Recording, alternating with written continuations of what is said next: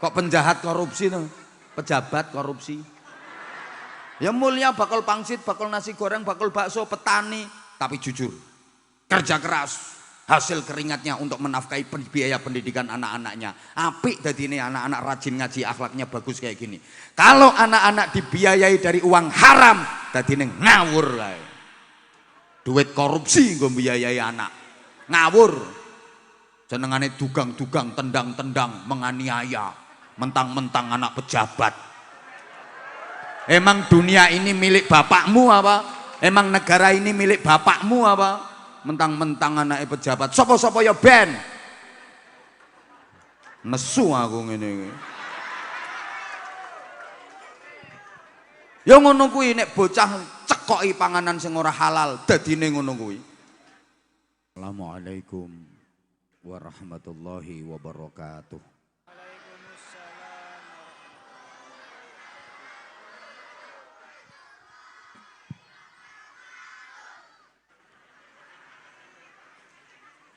Bismillahirrahmanirrahim. Alhamdulillahi 'allamal Qur'an. Asyhadu an la ilaha illallah wahdahu la syarika lahu munzilul Qur'an. Wa asyhadu anna Muhammadan 'abduhu wa rasuluhu sahibul Qur'an. Allahumma salli wa sallim wa barik ala man uhiyal Qur'an Sayyidina wa maulana Muhammadin alladhi kana khuluquhul Qur'an wa ala alihi wa ashabihi alladhina tamassakuna bil Qur'an. Subhanaka la ilma lana illa ma 'allamtana innaka antal alimul hakim. Rabbi shrah li sadri wa yassir li amri wahlul 'uqdatam min lisani yafqahu qawli waj'al li waziran min ahli. Rabbana hab lana min azwajina wa dhurriyyatina qurrata a'yun waj'alna lil muttaqina imama. Amma ba'd.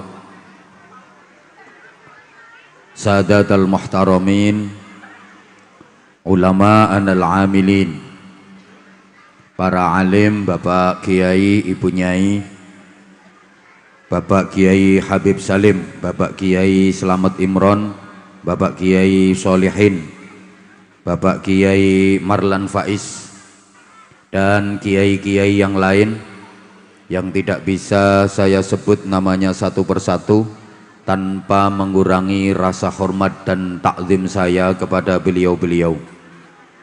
Semuanya kita takzimi, kita mohon restu dan doanya. Para ibu nyai, para sesepuh, pengasuh TPQ Al-Hidayah, bersama kita berdoa, bertawasul, bertabarruk, memohon kepada Allah Subhanahu wa taala mudah-mudahan TPQ Al-Hidayah menjadi lembaga yang maslahah, manfaah, barokah, istiqamah ila yaumil qiyamah. Mudah-mudahan para pengasuhnya, para pembimbingnya, para ustadz-ustadzahnya, juga semua orang-orang yang terlibat dan berperan aktif dalam membantu perjuangan TPQ Al-Hidayah diberikan kekuatan zahiran wa batinan untuk bisa mengantarkan santri-santrinya menjadi generasi yang ahlil Quran, menjadi generasi yang solihin solihat. Al-Fatihah. A'udzubillahi minasyaitonirrajim. Bismillahirrahmanirrahim. Alhamdulillahi rabbil alamin arrahmanirrahim maliki yaumiddin. Iyyaka na'budu wa iyyaka nasta'in. Ihdinas siratal mustaqim. Shiratal ladzina an'amta 'alaihim ghairil dhalin. Rabbighfirli wa liwalidayya wa lil mu'minina amin ya rabbal alamin.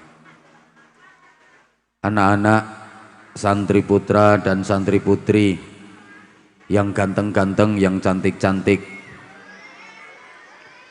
tentu harapan dari ayah dan ibu kalian menjadi ahli Al-Quran, amin. Kelak di akhirat kalianlah yang mempersembahkan mahkota surga untuk kedua orang tua kalian. Kasih terus support dan motivasi kepada anak-anak kita, khususnya para wali santri, agar anak-anak ini menjadi generasi yang pelopor bukan pengekor, yang perintis bukan pewaris, yang pengais bukan pengemis, yang penggerak bukan penggertak, yang punya karakter bukan yang karaten, yang luar biasa bukan yang biasa di luar, yang terpelajar bukan yang kurang ajar, yang beradab bukan yang biadab, yang ahli zikir bukan yang suka kentir, yang ahli Al-Quran bukan yang tukang gendaan dan pacaran.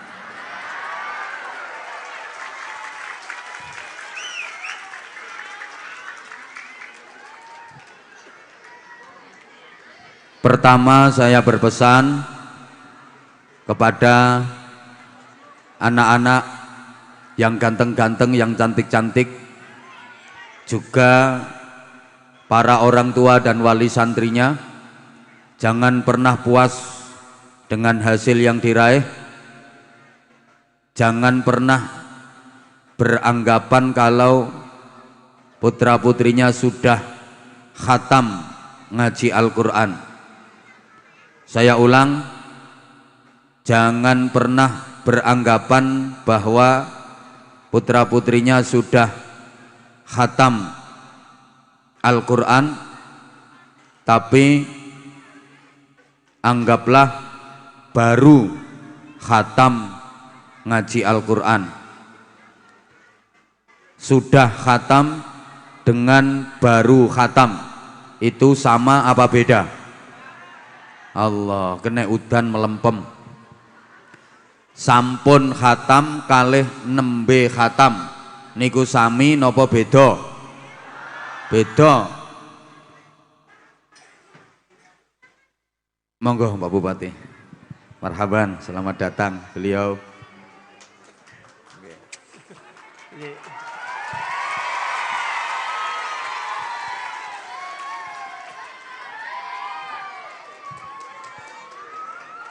Kula Ibu sehat Ibu nggih? Ibu Wakil Bupati, Pak Sekda, alhamdulillah paket komplit. Ibu Wakil nderek ke rawuh, Pak Sekda nderek ke rawuh. Tepuk tangan anak-anak untuk Bupati kita yang keren. Bupati kita yang ganteng, tepuk tangan. Mudah-mudahan Pak Bupati sehat walafiat. Mudah-mudahan Pak Bupati kuat mengemban amanah, mampu membawa Kebumen ke depan lebih maju, lebih sukses, lebih jaya, lebih manfaat, lebih berkah. Semoga Kebumen menjadi baldatun thayyibatun wa rabbun ghafur. Saya lanjutkan dulu, nanti Pak Bupati kita kasih kesempatan untuk sambutan dan memberikan pengarahan. Salahnya telat.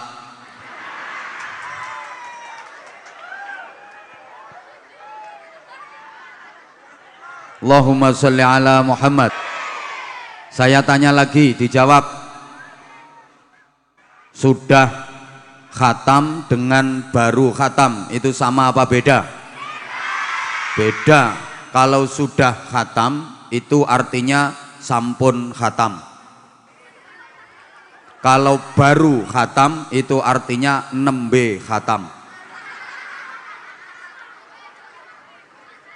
Anak-anak dan para wali santri, kalau sudah khatam itu terkesan nggak butuh tambahan lagi gak perlu tambahan lagi, kan sudah. Beda dengan baru khatam, itu masih butuh banyak tambahan, masih perlu banyak tambahan. Seperti ngapunten Bapak Ibu, panjenengan gak ada duit sampun 5 juta, kalih gak ada duit nembe 500 juta, seneng pundi? Yen gak ada duit sampun 5 juta niku kesane pun luweh-luweh, duit kula sampun 5 juta, sampun boten perlu tambah, sampun boten butuh tambahan. Tapi yen duit kula nembe 500 juta, ada harapan tambah dan terus bertambah. Allahumma sholli ala Muhammad. Demikian pula Bapak dan Ibu semuanya, berat atau ringannya merawat anak, mendidik anak, membiayai anak tergantung anggapan panjenengan. Panjenengan gadah anak sampun kalih abot, beda karo gadah anak nembe 14 enteng. Yen sampun kalih, anak kula sampun kalih, sampun nelasaken biaya kathah, kula sampun kesel ngeramut anak kula kalih, berat. Tapi yen nopo wong anak kula nembe 14 enteng, tambah 2 lusin maneh sanggup. Tepat sekali anak-anak diarahkan untuk belajar Al-Quran, karena Al-Quran adalah pendidikan dasar.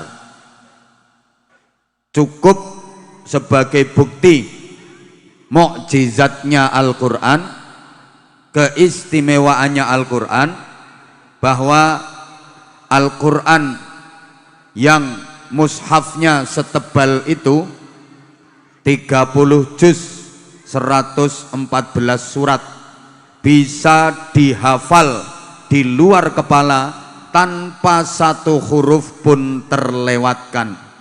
Mushaf Al-Quran semonten kandele 3 juz 114 surat saged dihafal sedanten utuh, satu huruf mawon boten kelewatan.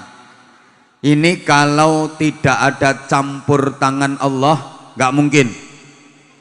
Tidak ada di dunia ini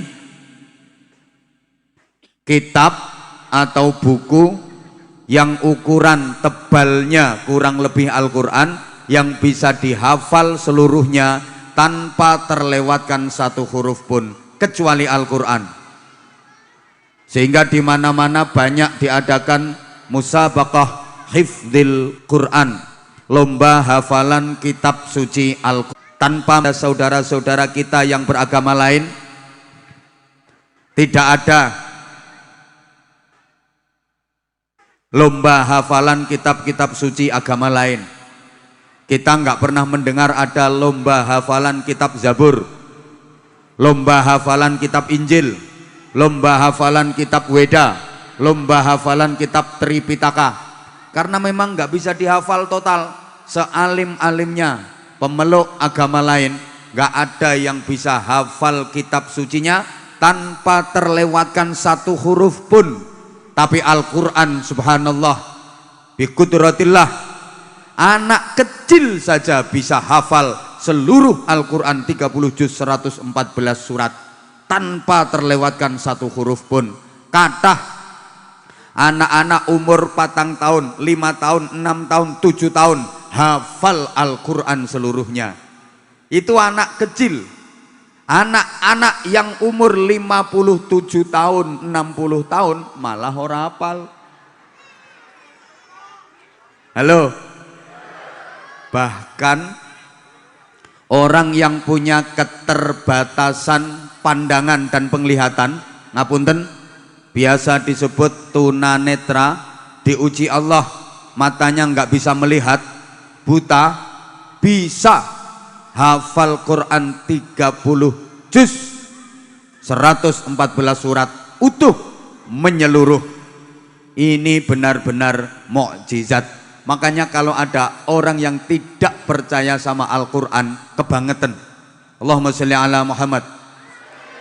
Memang di antara cara Allah menjaga Al-Quran itu melalui para penghafal Al-Quran. Allah menyatakan, inna nahnu nazzalna dzikra wa inna lahu lahafidun. Sesungguhnya aku Allah yang menurunkan Al-Quran dan aku sendiri yang menjaganya. Cara Allah menjaga Al-Quran diantaranya melalui hamba-hamba pilihan yang hafal Al-Quran. Allahumma sholli ala Muhammad. Sehingga para jamaah, Al-Quran itu tetap utuh ila yaumil qiyamah. Al-Quran tetap dijaga oleh Allah Subhanahu wa ta'ala. Ketika dunia ini hancur lebur, namanya kiamat, wajhah, segala sesuatu akan rusak, hancur binasa, kecuali Gusti Allah. Tapi ada yang dijaga oleh Allah. Ada beberapa yang meskipun kiamat segalanya hancur lebur, tapi tetap utuh karena memang dijaga keutuhannya oleh Allah. Di antaranya Al-Quran. Ada lagi Ka'bah. Mbok gak digatek. Ketika dunia akan dihancurkan, namanya kiamat, Allah memerintah para malaikat untuk mengangkat Ka'bah, kemudian Ka'bah ditaruh di surga. 2, di museum surga. Jadi Bapak Ibu benjang menawi panjenengan kok sida ten swarga. Sida napa mboten? Ya wis sak karepmu. Panjenengan saged lihat-lihat di museum surga. Nanti diantaranya ada Ka'bah, ada Gunung Uhud. Gunung Uhud itu istimewa sampai Rasulullah menyatakan, Uhudun yuhibbuni wa uhibbuhu. Uhud, Gunung Uhud mencintai aku dan aku pun mencintainya. Maka Uhud diamankan dari kehancuran, kemudian ditempatkan di museum surga. Allahumma sholli ala Muhammad. Ada lagi yang tidak dihancurkan saat kiamat kelak. Apa itu? Juz'un asliyun, onderdil asli dari manusia. Sampai kiamat tetap utuh. Bapak Ibu dan seluruh jamaah, manusia ini diberi juz'un asliyun. Walaupun manusianya mati, dikubur, berkalang tanah, hancur lebur, dagingnya, tulangnya, bahkan gigi dan rambutnya, tapi yang namanya juz asli tetap utuh. Juz asli itu yang kelak yaumul ba'ats, hari kebangkitan, didatangi oleh roh, dititik roh, nanti tumbuh lagi menjadi manusia-manusia baru. Penjenengan benjing yaumul ba'ats niku bentuke mboten ngoten-ngoten niku. Bu, niku bentuk sementara. Sampeyan sering pireng kiai-kiai yang ngaji nerangne peristiwa kiamat. Sok mben tangi teko alam kubur, kahanane menungso kaya jamur. Jangan membayangkan seperti awal musim penghujan, banyak jamur bermunculan, terus menungsoi moro betunduk teko alam kubur. Ternyata prosesnya juz asli dari manusia itu utuh, lajeng dititik roh. Menungso niku asline kan roh. Sementara jasad, badan, tubuh yang kelihatan ini hanya bungkusnya saja, cuma wadahe mawon. Bahane teko tanah, sok yen wis ora kanggo diguak maneh dadi Allah, gak semangat. Sing ketok-ketok niki lho wadah-wadah, bungkus-bungkus niku cuma sementara. Bahane saka tanah, selama tesih kanggo didamel, tapi yen wis ora kanggo dibuang balik maneh dadi tanah. Kullukum min Adam wa Adamu min turab. Kalian semua berasal dari Adam dan Adam terbuat dari tanah.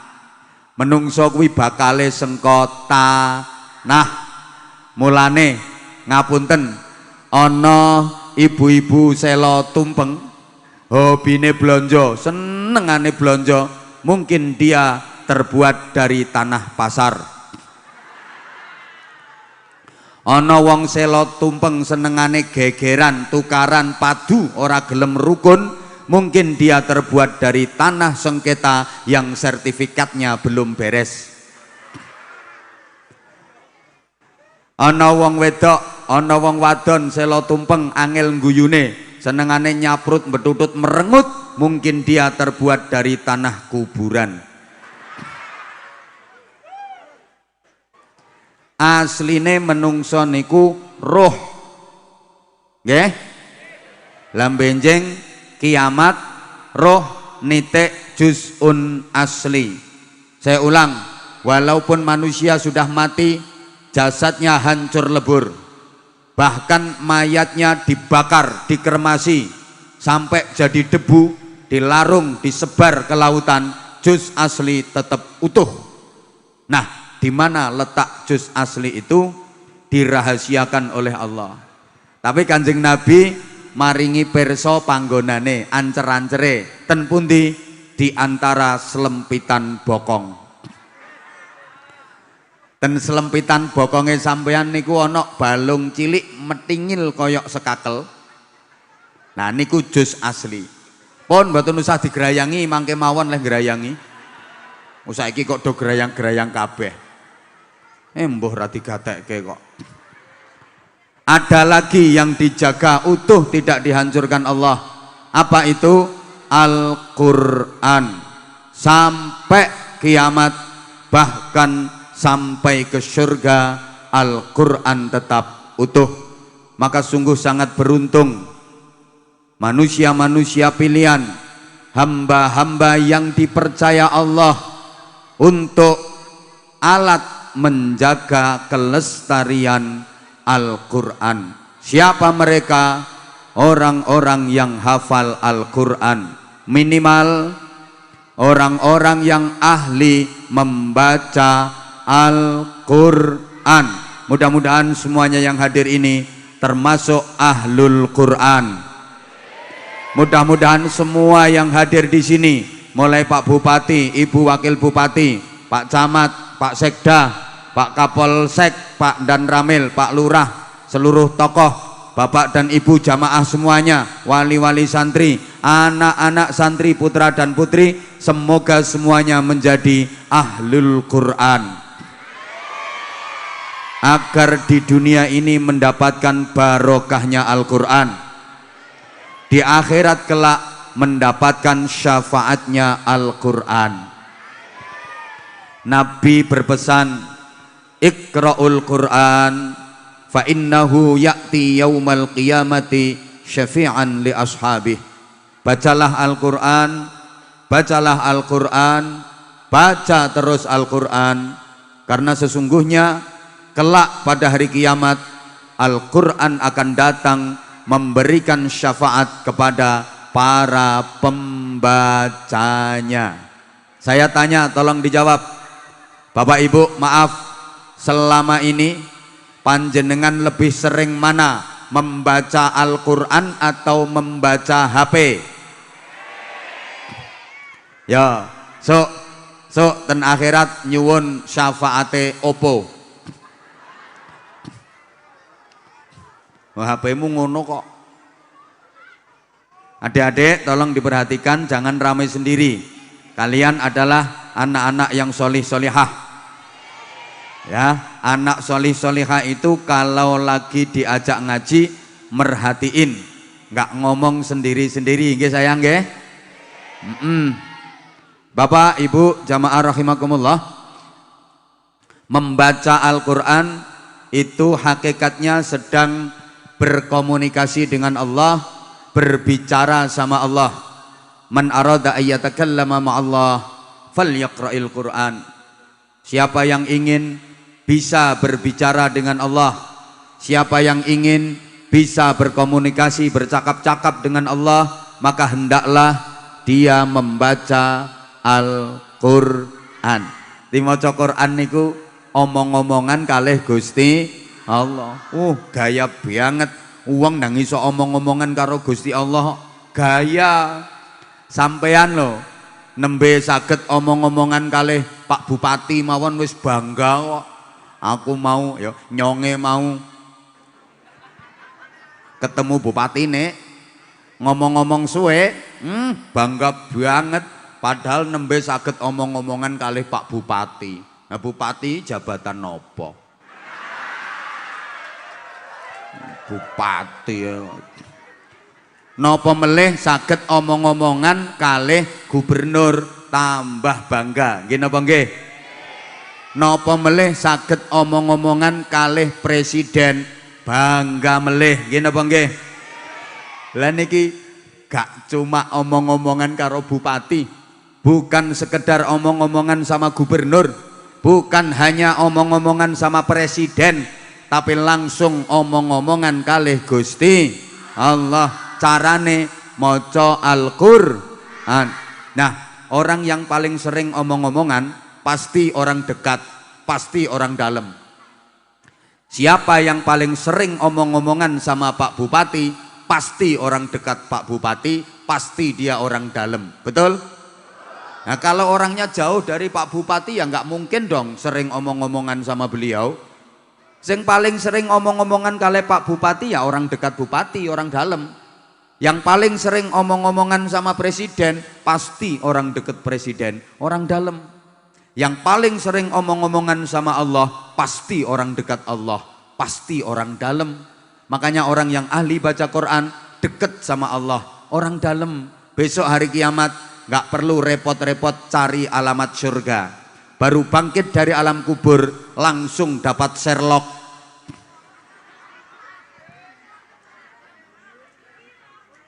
Dapat Sherlock alamat surga. Lah nek orang ngerti carane, jangan khawatir, dijemput panitia surga untuk dibimbing dan dituntun menuju ke surga. Alhamdulillah. Pena gek kula sampean ora patek pengalaman daerah kono. Ana sing nuntun, ana sing bimbing. Allahumma sholli ala Muhammad. Para pembaca Al-Quran mempunyai kedudukan yang istimewa di sisi Allah. Sampai Nabi menyatakan, Inna lillahi ta'ala ahlun fil ard, faman yarju liqa Allah fal yukrim ahlahu. Wallahi, halo, dilanjut. Ini pernyataan Nabi, Inna lillahi ta'ala ahlun fil ard. Sesungguhnya Allah Ta'ala mempunyai keluarga di bumi. Keluarga di sini dalam artian diperhatikan, disayangi, dicintai dan dimuliakan. Siapa yang ingin berjumpa dengan Allah dalam keadaan dirahmati dan diridhai, maka hendaklah dia memuliakan keluarga Allah. Para sahabat bertanya, hal lillahi ahlun ya Rasulullah? Apakah Allah punya keluarga wahai Rasulullah? Nabi menjawab, na'am, lillahi ahlun fil ard. Ya, Allah punya keluarga di bumi. Sahabat kembali bertanya, manhum, siapa mereka? Nabi menjelaskan, ahlullah fil ardi humul ladzina yaqra'unal Qur'an ghuduwwan wa 'ashiyya. Keluarga Allah di bumi mereka adalah orang-orang yang rajin membaca Al-Qur'an. Betapa hebatnya orang-orang yang rajin membaca Al-Qur'an sampai diakui jadi keluarganipun Gusti Allah. Kemudian Nabi melanjutkan pernyataannya dengan bersumpah, wallahi man akramahum akramahullah wa man ahanahum ahanahullah. Demi Allah, siapa saja yang memuliakan para pembaca Al-Quran, maka dia akan dimuliakan oleh Allah. Siapa saja yang meremehkan para pembaca Al-Quran, dia juga akan diremehkan oleh Allah. Bapak dan Ibu seluruh jamaah, pembaca Al-Quran itu bukan hanya dari kalangan manusia saja. Ada pembaca Al-Quran dari kalangan lain. Halo, tolong yang lain konsentrasi ya. Kalau anak-anak sih wajar, memang anak kecil. Tolong anak-anak yang umur 50 tahun ke atas nggak usah ikut-ikut rame.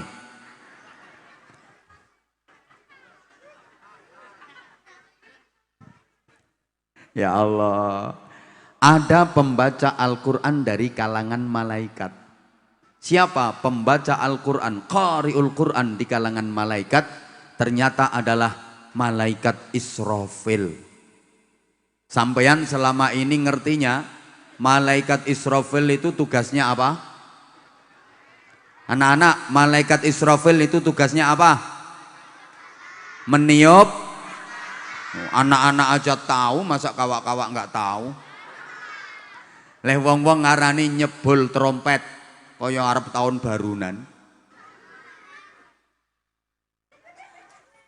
Halo, anak-anak itu apal semua Pak. Malaikat-malaikat Allah biasanya dihafalkan anak-anak ya. Jibril tugasnya menyampaikan wahyu. Biasanya kan gitu. Mikael tugasnya membagi rezekiku. Israel tugasnya mencabut nyawamu.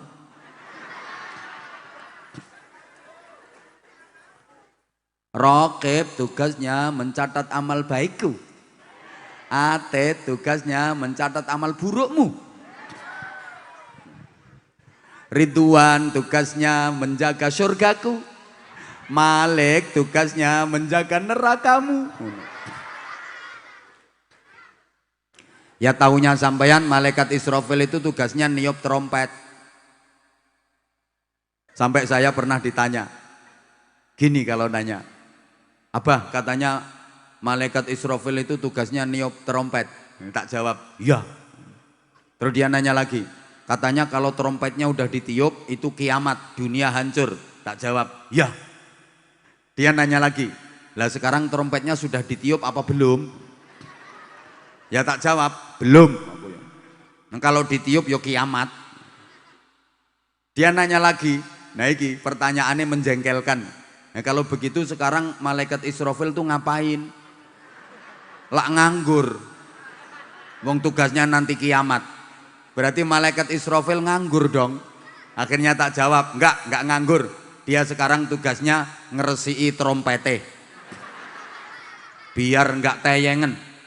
Lah nanti kalau trompetnya enggak diresiki, tayangan, waktu ada instruksi kiamat ditiup, yang bunyi cuma seperempat, yang lain berkarat, mosok kiamatnya cuma seperempat.